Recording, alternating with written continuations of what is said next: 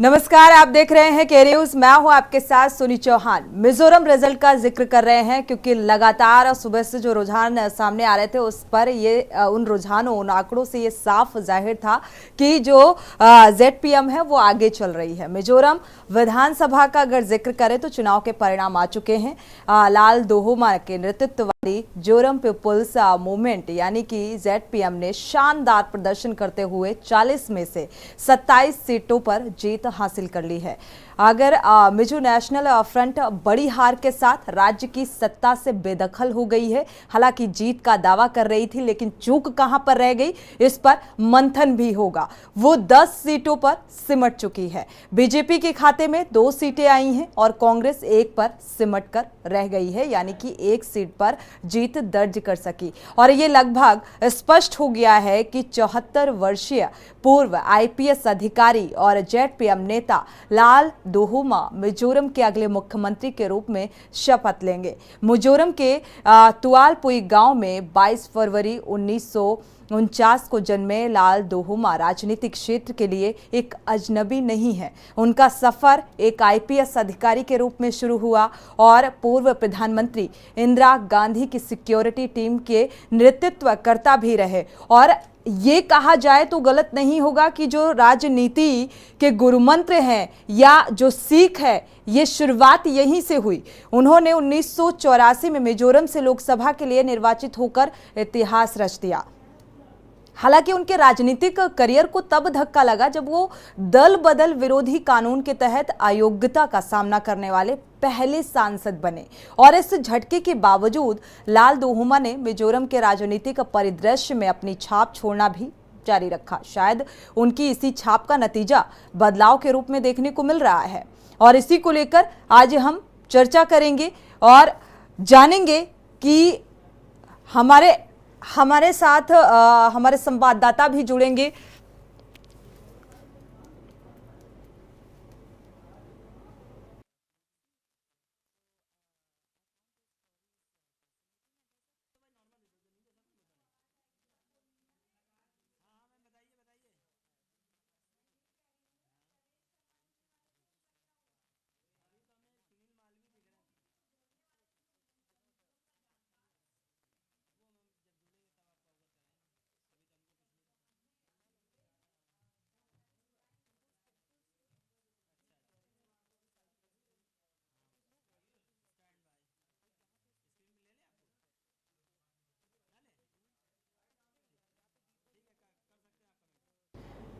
तो मिजोरम विधानसभा चुनाव 2023 का अगर जिक्र करें तो एमएनएफ जो जोरम पीपल्स मूवमेंट है और कांग्रेस 40-40 सीटों पर चुनाव लड़ी। जो रिजल्ट और रुझान सामने आए हैं, जेडपीएम ने जीत हासिल की है। और ये कहा जाए लालूहुमा का आईपीएस अधिकारी से राजनीतिक जो सफर रहा वो बेहद दिलचस्प भी माना जाता है और एक जीतोड़ मेहनत भी कहा जाए। जिस तरीके से जो रणनीति बनाई, ये कहा जा रहा है अभी तक मिजोरम रिजल्ट के आधार पर अगर बात की जाए तो एक मजबूत पकड़, जैसा कि अगर उत्तर प्रदेश का जिक्र करें तो यहाँ पर बीजेपी ने जो रणनीति अपनाई, ये कहा जाए गलत नहीं होगा। उसी आधार पर उसी रणनीति के साथ चुनावी मैदान में नजर आए युवा प्रत्याशियों पर एक पैठ और पकड़ बनाई।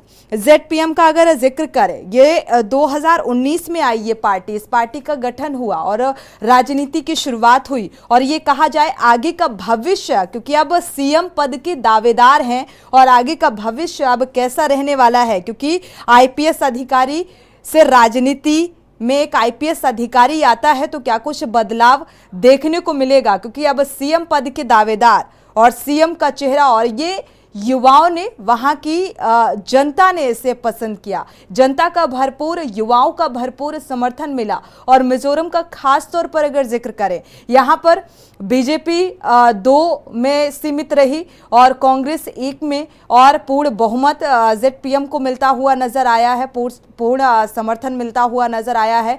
ज्यादातर यहाँ का जो चुनावी समीकरण होता है वो क्षेत्रीय मुद्दों के आधार पर होता है और उन्हें उसी आधार पर राजनीति समीकरण बने, उन्हीं मुद्दों पर ये चुनाव लड़े गए। फिलहाल जीत हासिल हुई है, एमएनएफ को हार का सामना करना पड़ा और पहले ये कयास लगाए जा रहे थे कि हो सकता है एमएनएफ अगर जीत हासिल करती है तो कांग्रेस के साथ, राष्ट्रीय पार्टी के साथ एक अलायंस हो सकता है, गठबंधन हो सकता है, और इस तरीके के तमाम एग्जिट पोल भी सामने आ रहे थे। हालांकि इन अब परिणामों पर विराम लगता हुआ नजर आ रहा है।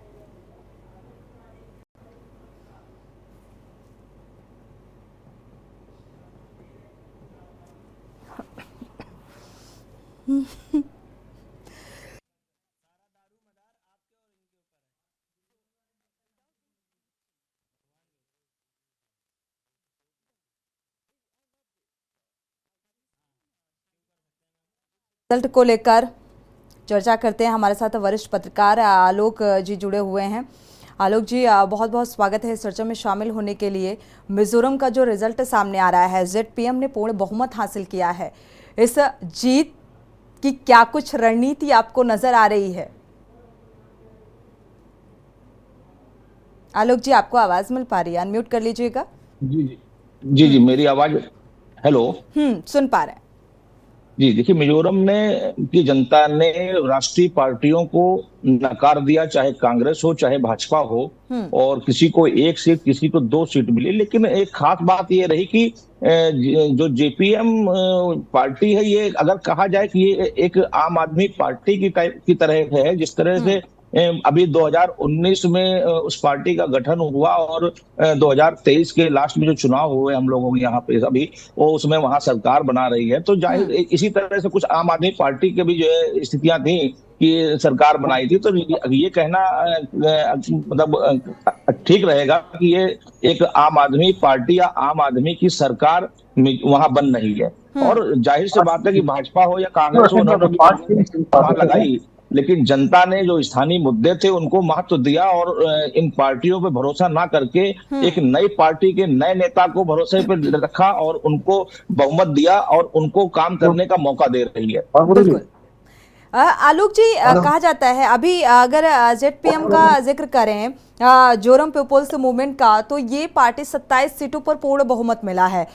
9 सीटों पर सिमट कर रह गई एमएनएफ का अगर जिक्र करें यहाँ पर, मिजो नेशनल फ्रंट पार्टी, और बीजेपी और कांग्रेस की स्थिति सभी को पता है। कयास और एग्जिट पोल कई तरीके के सामने आ रहे थे, लेकिन अब चूंकि पूर्ण बहुमत जेडपीएम को मिल गया है, सीएम पद के दावेदार आईपीएस अधिकारी रहे हैं, इनका ये कार्यकाल भी सभी को पता है, और आईपीएस अधिकारी का राजनीतिक सफर, और वो अब एक सीएम के चेहरे के तौर पर यहां की जनता ने पसंद किया है। क्या कुछ भविष्य देख पा रहे हैं? क्योंकि ये भी कहा जाता है कि शहरी क्षेत्रों में इस पार्टी की अच्छी पकड़ है।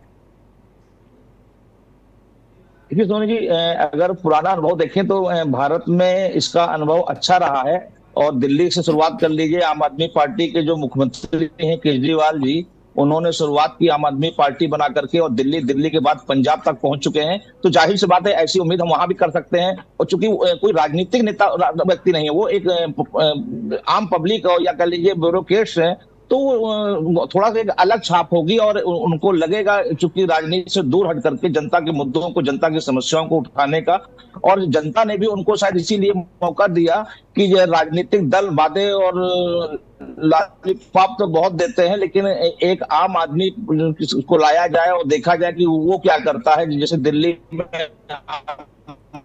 आदमी पार्टी ने किया, पंजाब में वहां पे इन लोगों का बहुत कम 1 या 2 सीटों से ही समझौता करना पड़ गया, और पूर्ण बहुमत की सरकार वहां पे जेपीएम बना रही है।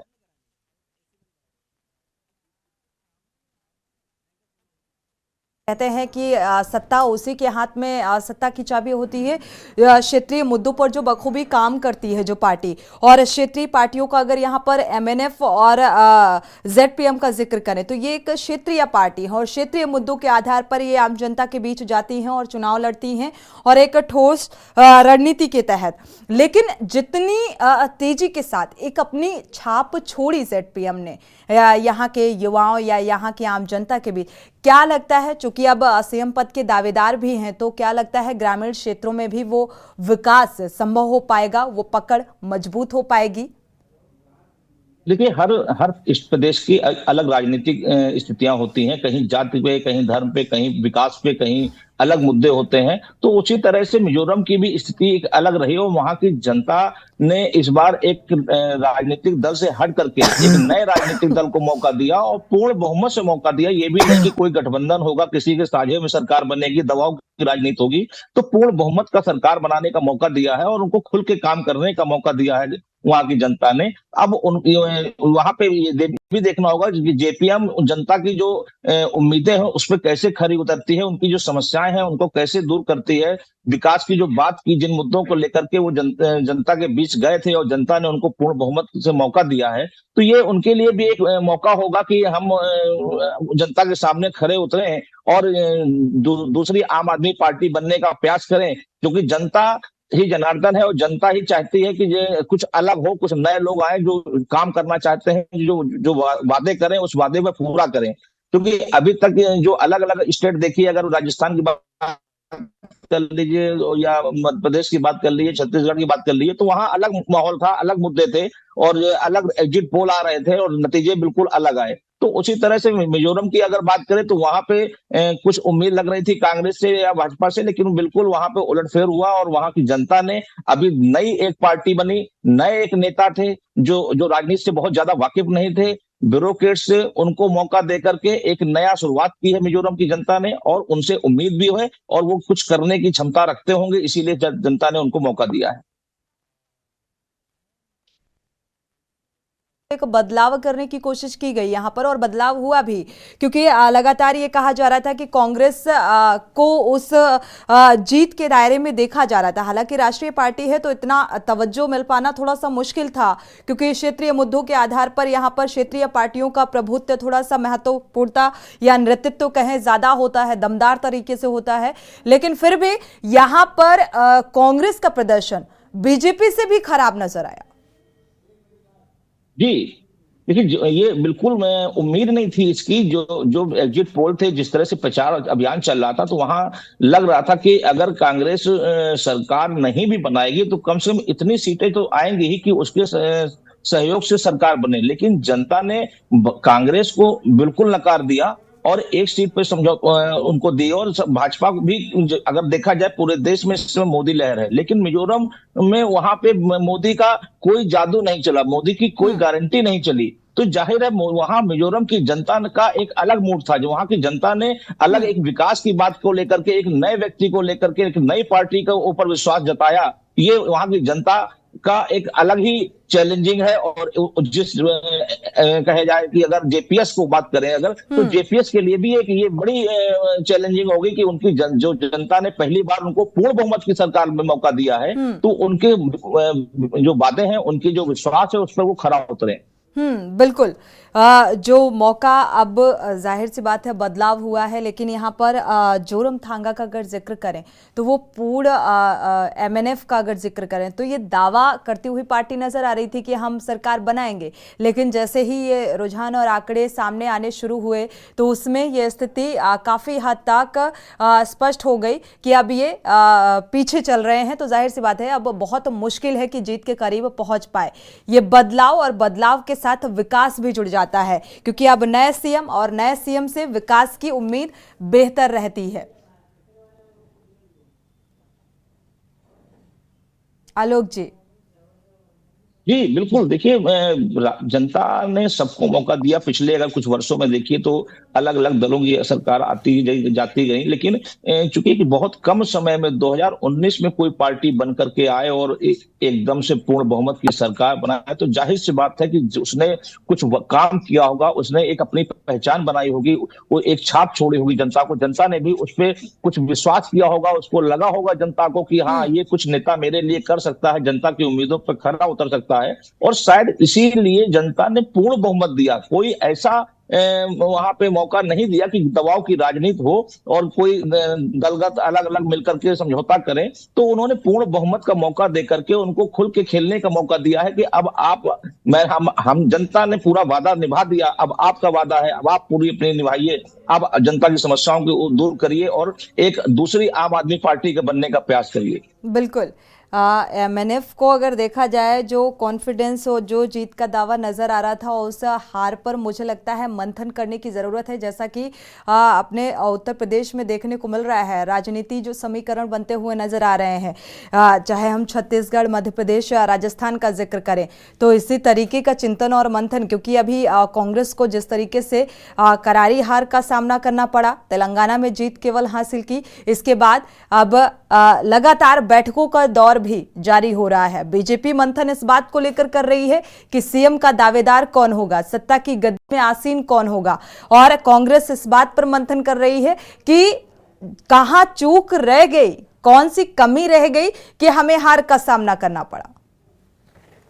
जी सोनी जी, देखिए, जो 4 राज्यों के कल नतीजे आए और आज 5वां आया नतीजा, तो जाहिर सी बात है कि जो परिणाम आए वो उनमें से थोड़ा सा बदलाव जरूर हुआ है, क्योंकि जो एग्जिट पोल थे, जो लोगों की उम्मीदें थी, उस पर थोड़ा सा बदलाव हुआ और भाजपा को पूर्ण बहुमत की सरकार 3 प्रदेशों में मिली। तो ये भाजपा के लिए संजीवनी है, क्योंकि 2024 का लोकसभा का चुनाव है और भाजपा भी इन 3 चुनावों में जो जीत मिली है, इसमें इतनी आसानी से जीत मान नहीं रही थी। वो चूंकि उसने पूरी मेहनत की, उसको लग रहा था कि कहीं ना कहीं कुछ गड़बड़ हो सकता है, कांग्रेस 1 से 2 प्रदेशों में सत्ता हासिल कर सकती है, लेकिन उसने की अपनी मेहनत, कार्यकर्ताओं और उनकी योजनाओं पर जनता ने विश्वास करके उनको 3 प्रदेशों में फिर से मौका दे दिया और कांग्रेस की जो योजनाएं थी उनको फिर से नीचे ढकेल दिया। तो कांग्रेस के लिए कहीं अब ये जो चुनाव, जो 3 प्रदेशों में हार मिली है, उसको उस हार के साथ साथ वो दबाव की राजनीति पे आ गए हैं। जो इंडिया गठबंधन है, जो आज बैठक भी बुलाई थी उन्होंने, आपके खड़गे जी ने, तो वो जो उसमें कहीं ना कहीं जो सीटों का बंटवारा होगा, उसमें कांग्रेस को जो क्षेत्रीय दल है वो दबाने का प्रयास करेंगे और अपने मनमाफिक सीटें देने का प्रयास करेंगे। जिस तरह से समाजवादी पार्टी के मुखिया अखिलेश जी का बयान भी आ गया कि जो है कांग्रेस की वजह से या समाजवादी पार्टी की वजह से ही कांग्रेस की ये स्थिति हुई, तो ये जाहिर सी बात है कि इंडिया गठबंधन में कांग्रेस की स्थिति थोड़ा सा कमजोर जरूर होगी। बिल्कुल कमजोर जरूर होगी और चिंतन मंथन भी करने की जरूरत है कि आखिर चूक कहां पर रह गई और ये कमी कहां पर रह गई, उसे खंगालने की जरूरत भी है, ताकि लोकसभा चुनाव भी है और उसको लेकर एक ठोस रणनीति बनाई जा सके और काम किया जा सके। आलोक जी, अगर मिजोरम का यहाँ पर जिक्र करें, ये कहा जाए कि शुरुआत इंदिरा गांधी से अगर नेतृत्व की कमान क्योंकि तब संभाली थी और शुरुआत वहीं से हुई, तो क्या ये माना जाए जो राजनीति के गुर है, ये सीख वहीं से मिली और उसी का ये नतीजा है जो आज रिजल्ट सामने आ रहे हैं। 27 सीटों पर पूर्ण बहुमत मिलता हुआ जेडपीएम को नजर आ रहा है।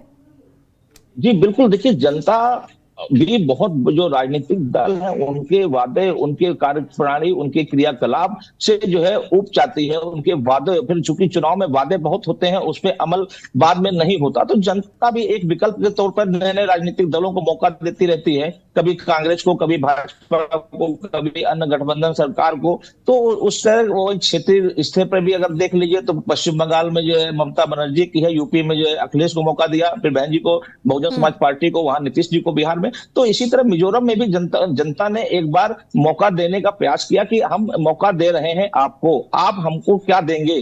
तो जो स्थानीय मुद्दे थे, क्योंकि वहां जब आप जेपीएस की बात करें तो उन्होंने स्थानीय मुद्दों को लेकर के चुनाव लड़ा, स्थानीय समस्याओं को लेकर के चुनाव लड़ा और राष्ट्रीय मुद्दे वहां पे बहुत ज्यादा जनता के सर चढ़ के नहीं बोल पाए और यही कारण था कि मिजोरम में जेपीएस की सरकार बनने के कगार पे पहुंच चुकी है।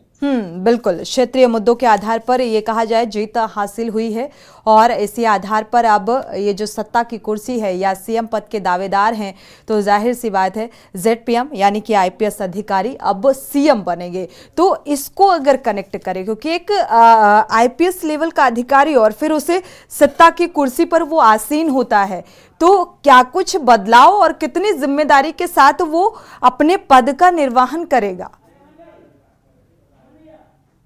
जी देखिए सोनी जी, जाहिर सी बात है कि सत्ता जब भी किसी की भी सरकार होती है प्रदेशों में, उसका जो संचालन होता है वो आईपीएस आईएएस ये जो ब्यूरोक्रेट्स होता है, यही उसको दिखाता है रास्ता, और वही जनता से, चूंकि वो सीधे जुड़ा होता है, जनप्रतिनिधि तो बाद में जुड़ते हैं, तो जनता की समस्याओं से वो पूरी तरह से वाकिफ होता है। तो जाहिर सी बात है कि जो मिजोरम में एक अधिकारी जो जनता से बीच में रह करके काम किया है और वो जब सीएम की कुर्सी पर बैठेगा तो वो उनकी समस्याओं से पूरी तरह से वाकिफ होगा, उनकी समस्याओं को अपनी समस्या समझेगा। और ये इसका उदाहरण देखिए आप, केजरीवाल जी ने जिस तरह से वहां दिल्ली में एक छत्र राज कर रहे हैं पिछले कुछ वर्षों से देखें, और उन्हीं की उस जो कार्य योजना थी उसका ही असर था कि पंजाब में भी उनको मौका मिला। तो जाहिर सी बात है कि एक अधिकारी मिजोरम में भी पहुंचा है, वहां पे भी अब इस तरह की जनता के बीच सेवा करेगा, तो जनता उनको मौका दे रही है, और हमको लगता है कि सरकार भी ठीक से चलेगी, और वो जनता की जो समस्याएं, जो वादे उन्होंने उनकी पार्टी ने किए थे, जेपीएस ने,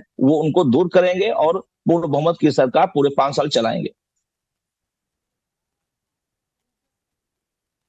का जिक्र किया जाए, मिजोरम का जिक्र है, और आगे क्या कुछ भविष्य में क्या कुछ राजनीति का, क्योंकि नया चेहरा और जेडपीएम जिस तरीके से ये आईपीएस अधिकारी अब सीएम बनेंगे, और जनता इन्हें किस तरीके से क्या कुछ उम्मीदों, जिन उम्मीदों के आधार पर जीत हासिल हुई है या आम जनता ने समर्थन किया है, और उन उम्मीदों पर कितना खरा उतर पाएंगे, ये फिलहाल देखना होगा। अगर उत्तर प्रदेश की राजनीति का जिक्र करें तो पूर्ण बहुमत के साथ बीजेपी ने जीत हासिल की है। अब मंथन इस बात को लेकर कि छत्तीसगढ़ का सीएम कौन बनेगा, मध्य प्रदेश का सीएम कौन बनेगा, राजस्थान का सीएम कौन बनेगा, क्योंकि सीएम की रेस में कई नाम सामने आ रहे हैं।